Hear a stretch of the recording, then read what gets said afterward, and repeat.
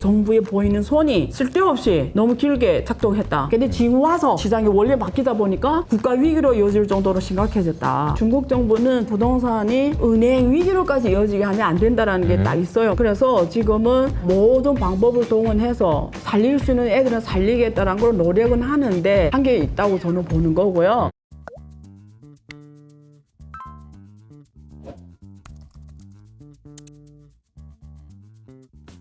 중국 AI 이야기를 많이 하긴 했지만 중국 발등에 불이 많습니다. 네, 부동산 문제도 그렇죠. 많고요.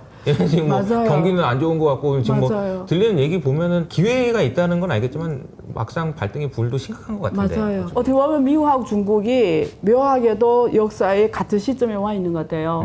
미국이 지금 잘해야 패권을 계속 유지해가는 거고 지금 한 발 끝으로 잘못하면 패권 위치를 잃는 거거든요. 전 세계에서 신용을 잃어버리면 달러의 신용을 잃어버리면 미국은 끝나는 거거든요.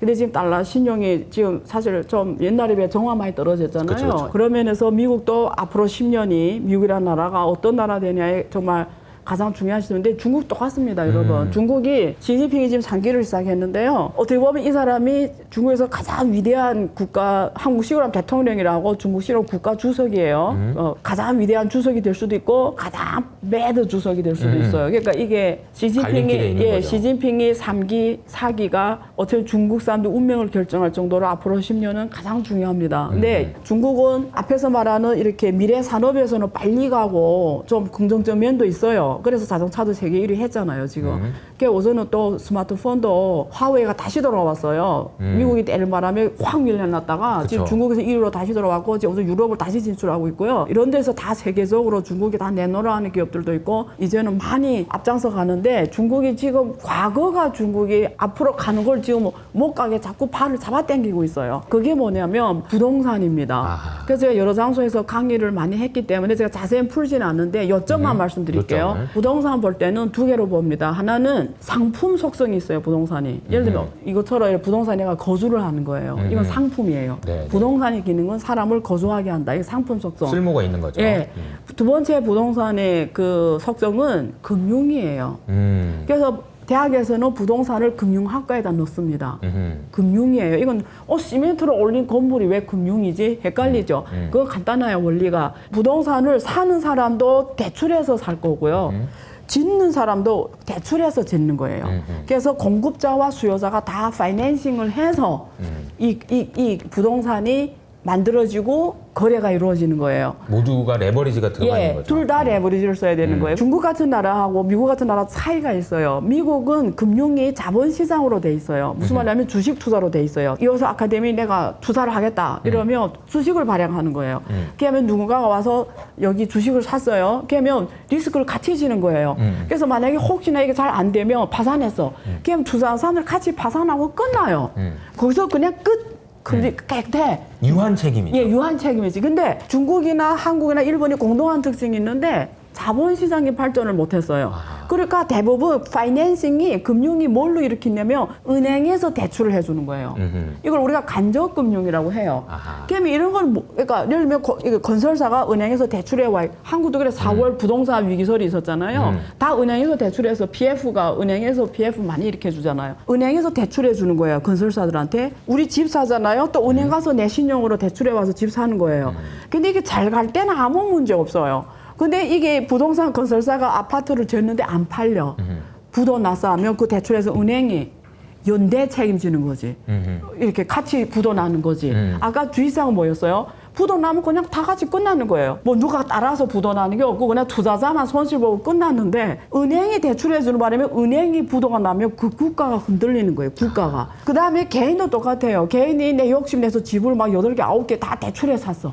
내 돈은 얼마 없어. 근데 다 레버리지 7, 8씩 이렇게 샀는데 갑자기 유동성 위기 와서 못 갚게 생겼어. 그러면 이 사람 산 8개 아파트가 다 은행에서 대출해줬잖아, 이 사람한테. 그게 다 부도가 되는 거예요. 그럼 그 막 시장 나가서 경매로 팔아도 얼마 못 주고 만다. 그러니까 중국이 지금 그 문제인 거예요. 그러니까 무슨 말이냐면 집을 너무 많이 지는 바람에 지금 안 팔려. 그러니까 건설사들이 다 부도 나는데 그게 헝다. 비거의 이런 애 돈이 어디서 왔겠어요, 여러분? 다 은행에서 온 겁니다. 그러니까 상상 이상으로 큰 기업이에요. 그냥 전국에 31개 성시에 다 헝다 부동산, 비교의 부동산 다 있다고 보시면 되는데 얘네 부도 났어. 이러면 그게 대출해서 은행들이 한두 개가 아니라 어마어마한 은행 대출 다 부도난다고 보시면 돼요. 규모가 그 정도로 커요. 개인들도 옛날에는 집을 샀어요. 막 5개, 6개 사서 임대로 주고 이랬는데 지금은 일단 안 사요. 집이 계속 떨어져요. 북경 같은 경우에는 40% 떨어졌어요. 그 다음에 3선, 4선 도시는 막 그냥 뭐 60%, 70% 떨어졌고. 근데 이게 북경이 떨어졌다는 건 벌써 이게 놀라운 일이에요. 원래 북경은 중국 부동산 시장이 아니고 북경 부동산은 글로벌 시장이었거든요. 근데 얘네가 떨어졌다라는 거는 이게 정말 심각한 심각하네요. 거거든요. 그래서 지금 안 좋은 건 맞아요. 그래서 계속 떨어지는데 만약에 정부에서 관여를 안 하면 더 떨어져요. 근데 정부에서 관여해요. 이 가격을 못 내리게. 얼마 전에 나온 정책이 좀 예. 신기하더라고요. 예. 정부에서 빌려줘가지고 예. 사주겠다. 그래서 이런 식의 이제 맞아요. 집을 사겠다. 그게 왜 그러냐면 지금 앞에서 말한 그거예요. 은행 대출 통해 돈 나갔는데 다 부도난다고 생각해봐요. 중국이 무너지는 거예요. 그러니까 중국 정부 입장에서는 죽어도 건설사들이 무너지면 안 되는 거예요. 그러니까 어떻게 해요? 건설 지금 문제가 뭐예요? 유동성이 없어진 거잖아요. 내 집을 재놨는데 이게 팔리지 않으니까 돈이 안 들어오니까 그렇죠. 부동산은 뭐예요? 계속 돌려야 되는데 지금 죽게 생기고 호흡이 멈추게 넘어가는 된 거지. 거죠, 그러니까 중국 정부에서 그냥 국가 돈으로 사주자. 이래서 지금 그 중국 정부에서 부동산 펀드 같은 거 만들어가지고 그걸 집을 사줘요. 사줘서 그 집을 뭘로 쓰냐면 정부 임대 주택으로 써요. 근데 문제는 그냥 해결되는 거 아니야? 그건 어떤 문제는 해결할 수 있냐면 이렇게 표준적인 오피스텔형 지분을 사줄 수 있어요. 새로 분양한 거나 네네네. 빈집이나 이런 건 가능해. 근데 부동산 시장이라는 게 새 집만 있는 게 아니잖아요. 세컨마켓이 있잖아요. 이미 진집을 매매하는 시장이 있잖아요. 그쵸. 구주택 매매. 그러니까 새 분양이 집만 아니고 이제 새 나와 집에 있는 집을. 이게 다 돌아가야 이게 돌아가는 건데 그렇죠. 이런 거는 정부 돈으로 해결할 수 없어요. 그건 다 집집마다 상황이 다르고 가격도 다르고 상황 어떻게 그거 사줘요. 그렇죠. 그러니까 이 사줄 수 있는 정도가 굉장히 한정적이라는 거예요. 그것도 조건별로 또 지방 정부별 돈이 또 없어요.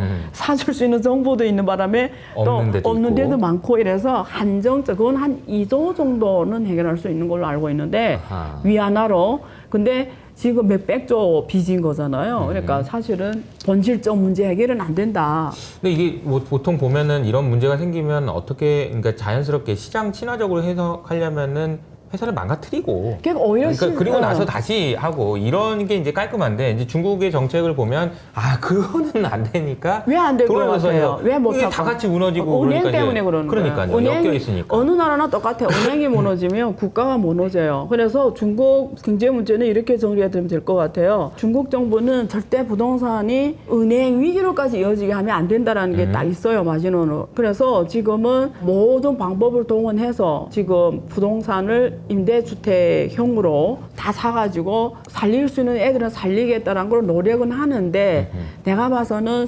한계 있다고 저는 보는 거고요.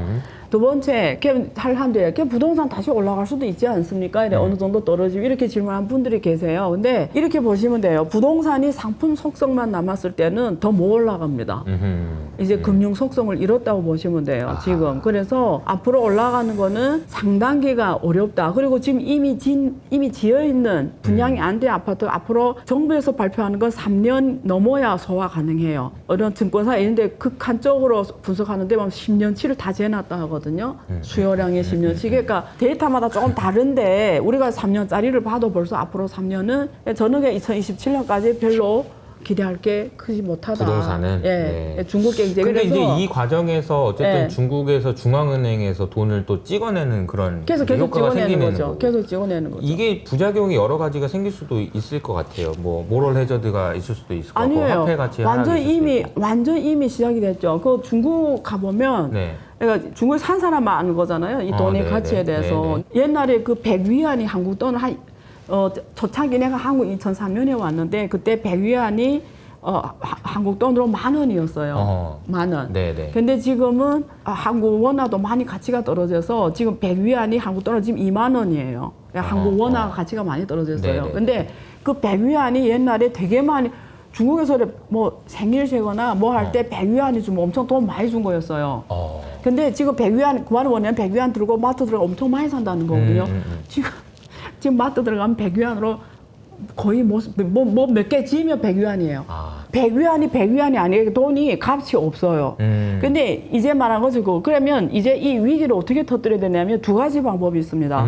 하나는 시장 쇼크적인 거예요. 무슨 말이냐면 정부에서 가격을 아예 관섭을 안 하는 거예요. 왜 그 헝다 같은 애를 더 빨리 망할 수밖에 없냐면 만약에 정부에서 가격 제한을 안 하면 맘대로 해 이러면 얘네들이 예를 들면 원래 10억짜리 아파트를 3억에 팔면 팔리겠어 안 팔리겠어요? 팔리겠죠. 그냥 빨리 팔고 유동성을 회부해가지고. 빨리 해가지고 살릴 수 있는 것도 있었단 말이에요 분명히. 근데 가격을 그렇게 못 떨어뜨리게 하니까 팔 때를 기회를 잃어버린 거예요. 그러니까 시장 원리대로 돌아가면 기업이 알아서 의사결정 내려서 손실 보는 건 뭐고 다 자기 일이잖아요. 어쨌든. 그래서 어쨌든 그렇게라도 조금이라도 유동성 회수해서 해야 되는데 유동성 완전 막혀버린 거예요. 그래서 정부에서 그걸 뭐라면 시엔지화 정책, 가격을 제한하는 정책을 모든 정부가 펼친 거예요. 아하. 이게 왜 그러냐면 또 풀면 되게 긴데 땅이 정부 거돼서 그래요. 얘네 정부라는 게 돈이 땅 팔아서 지방 정부 재정 수입이 들어오는데 이 가격을 떨다 보면 땅값이 떨어지잖아요. 그럼 자기네 재정 수입이 줄어드니까 못 떨어지게 하는 거예요. 시장에 쇼크를 주거나. 예, 원래 그렇게 정리했으면 maybe 어떤 기업들은 자구 채로 살아날 수 있는데 그 기회를 이미 잃었다. 너무 제한 정책을 정부에 보이는 손이 쓸데없이 너무 길게 작동했다. 그런 바람에 기회를 많이 잃었다 기업들이. 근데 지금 와서 정부가 이제는 시장에 원래 맡기다 보니까 국가 위기로 이어질 정도로 심각해졌다. 왜? 은행들이 다 부실화가 돼버려야 되니까. 좋은 기회를 잃었다 어떻게 보면. 그래서 지금은 시장화로 하기에는 대가가 무슨 너무 일이 크다. 일어날지를 모르니까. 감당이 안 되는 예, 거예요. 그러니까 지금도 계속 돈 풀면서 하다 보니까 결국은 이거는 무슨 말이에요? 이 말은 이 대가를 누가 지냐? 중국 국민들이 지고 있습니다, 현재. 무슨 말이냐? 내가 소득이 똑같은 월급을 내가 100위안 월급을 받았는데 월급은 안 변했어요. 근데 내가 실제 내 소득이 어떻게 됐죠? 실질 소득이 떨어진 거죠. 근데 이거를 경제학을 아는 사람들은 다 아는 거고 공부를 안 하고 아무 머리 없이 사는 사람들은 그거 모르고 살아갈 뿐이에요.